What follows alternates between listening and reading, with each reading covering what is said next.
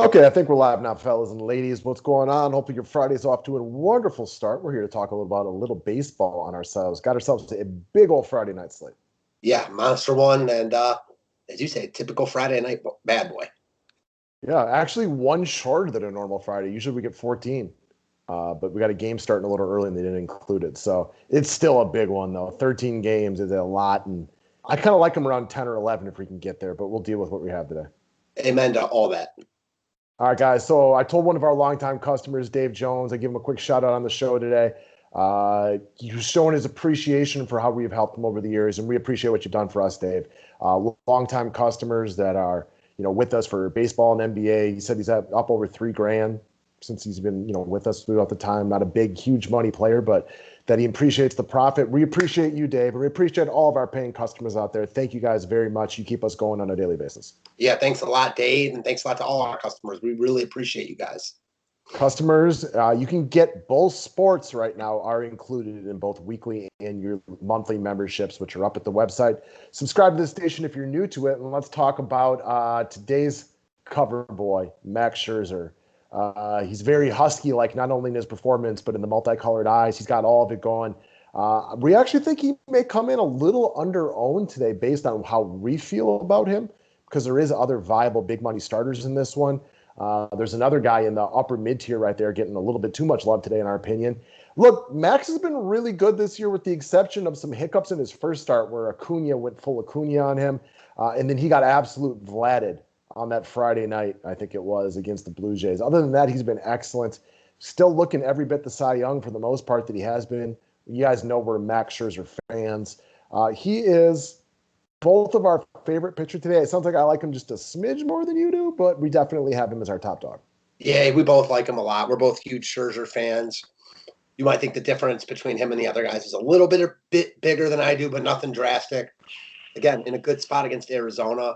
You mentioned you can make there's flaws in the cases for the other top guys. There aren't really any flaws with Scherzer here. With those other guys getting about as much love as Max, we think it's pretty easy to just plug him in and move on. Easy peasy, lemon squeezy. Next up, let's move over to some cash games, guys. So just as an overall basis, I'm going to talk about Biggio right now, but overall, Philly and Toronto is getting just pummeled with ownership today. So if you are looking to play cash games today, all of your attention should start with the Philadelphia against Toronto side game, especially with the Toronto side of things. Biggio, to me, is the guy that's the easiest to play. And a lot of that comes down to the simple fact he's really, really cheap. Why guys like Bichette might be a little bit better at DFS. Biggio is a good hitter, just hasn't quite had the same start to the season. 80 degrees today down there, winds blowing out big time. It's already playing like Coors Field 2.0. Now you add in a deep tailwind like this, and it's going to get major, major ownership, and it's the first place you look in cash games today. Biggio's dirt cheap, got out going yesterday. A couple of walks, couple of doubles. He's had a couple of decent games lately. He is probably the first guy I would put in my cash lineup today, and it'd be a nice positive detriment to my salary cap. Yeah, I'm a big Biggio fan. I've been on him a bunch recently. He's seeing the ball really well right now. A really nice, affordable piece of a game, getting a ton of love. And I like him back. I like him quite a bit in this spot. Next up, Matt Olsen. So you are not a Shoemaker fan, so you have Oakland kind of earmarked. It's a little bit of a sneaky low ownership play today, and the easiest guy to get to is the really, really cheap Matt Olsen. Yeah, arguably their best hitter, their highest upside guy for DFS purposes is really, really cheap at 4,100, hitting right in the middle of the lineup. I have a good amount of interest in. You mentioned it, Shoemaker, not very good. Coming off a nice start against Detroit, but pretty sure you could put up a nice DFS start against Detroit right now. They are just not very good. And I like Oakland quite a bit here. Again, mentioned it. Olsen's just really, really affordable. He sees the ball well off Shoemaker. He profiles really well in this spot. Shoemaker's a guy that gives up lefty power. I mean, Olsen at 4,100 has double home run upside. And while, yeah, there's certainly guys that you would take ahead of him, to do that. He's like, for his price point, like right at the top of that list. So I like him quite a bit in tournaments. All right, next up, we're going to flip it over to the Philadelphia side of things for cash games. And I think the first cash game guy from Philly would be Andrew McCutchen. Kutch has been playing substantially better over the last week or two. Premier spot for weather and ballpark is discussed when we went through Biggio. He's going to be probably the most popular piece of Philly would be my guess. He's a better hitter against left-handed pitching. He's in a groove right now. He's very affordable at 4K. He doesn't steal bases like he did 8 years ago, but he's swiped one the other day. He's capable. Still has a decent amount of power in that bat. In this game, even though I can understand why you would abandon it for ownership reasons, does set up to be an offensive game just based on where they're playing. I got a couple of, I don't know, mediocre pitchers. Matt's might be a little bit better than mediocre, and Velasquez might be a little bit below that. But, neither one of them I would call a gas can, but neither one of them is Jacob deGrom. Yeah, that's true. I mean, I probably respect Matt's more than you do, but certainly not a guy we're afraid to use hitters against. And in cash games, Philly looks like they're in a great spot. McCutchen at the top of the list, really cheap. He looks like a cash game building block for sure.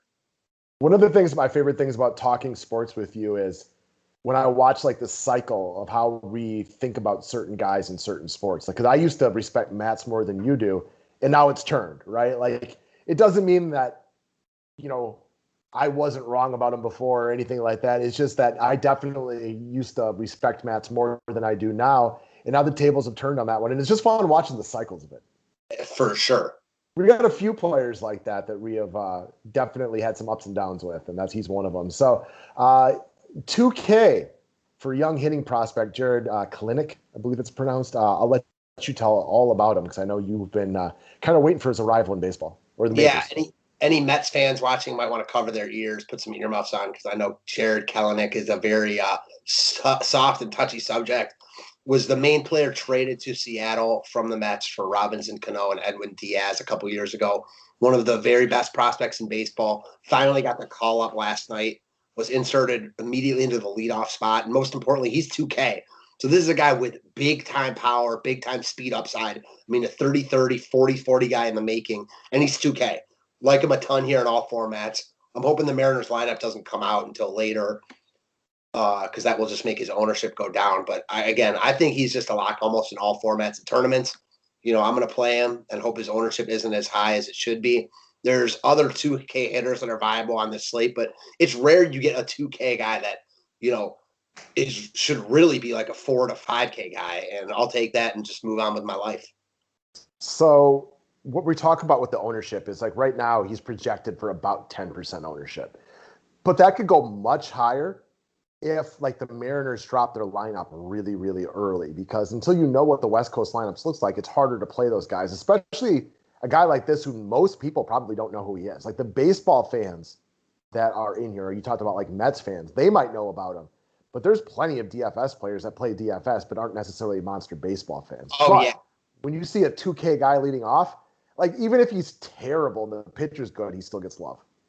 Yeah, just the average person that's playing DFS, not using a service and just creating their own lineup, they're not going to, probably know anything about Kalanick. And those are the guys that won't use him unless the lineup's out. Yeah, for sure. So that's just it's speaking to about what you can project. I know for you, a big part about playing MLB DFS is where the ownership goes as the day sways. Now, if this guy in the Mariners dropped their lineup 5 hours before first pitch and he's batting leadoff, and all of a sudden some of the bigger services start talking about him and talking him up, like he could be like 50% owned. However, the flip side of that is if they don't drop their lineup till late and he doesn't get the attention from the masses, you could get a guy like this at like 7%. Yeah, so it kind of just depends, and all great points. And it's definitely frustrating waiting on these guys, for their lineup to drop. But it's not like we're looking to really stack Seattle here, just like Kalanick is a one-off. Right. That is, to me, one of the beautiful parts about baseball is, like, let's just say, like, yeah, it makes a difference. Like, my Brewers right now running without Christian Yelich have a little more trouble scoring runs. So it makes a difference not to have your guy. But you don't have to completely redo anything because one guy gets pulled, which is, after a full season of NBA is one of the beauties of MLB DFS. Yeah, 100%. So, all right, guys. That's what we got for y'all today. Wish everybody the best of luck, and we will see you tomorrow. Thanks, guys.